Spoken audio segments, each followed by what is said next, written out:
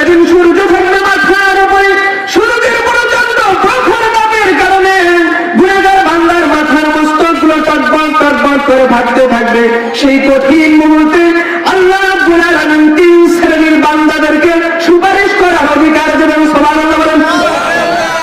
প্রথম নাম্বার হচ্ছে আল আম্বিয়া, নবীগণ, সমস্ত নবীদের নবী, দো জাহানের নবী, কুল কায়নাতের নবী, নূরুন আলা নূর নবী, হাবিবেনা, শফিয়েনা, ইমামেনা, কুদওয়াতেনা, মুরশিদেনা জনাব মুহাম্মদুর রাসূলুল্লাহ সাল্লাল্লাহু আলাইহি ওয়াসাল্লাম আমাদেরকে সেই কঠিন মুহূর্তে সাফায়াত করবে।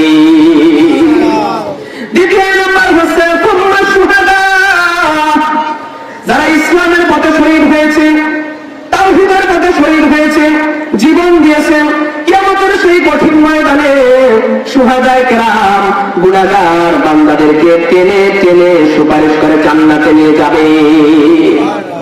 তৃতীয় নাম্বার হচ্ছে সুম্মাল উলামা,